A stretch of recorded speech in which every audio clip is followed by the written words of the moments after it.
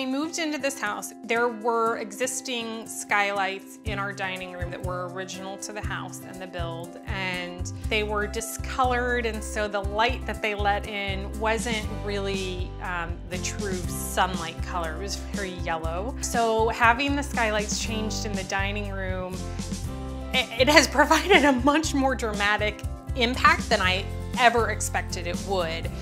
The quality of the light coming in was totally different. It's just a true color and allows the colors and the decor in the dining room to be true to what they should be, as opposed to like tinged yellow.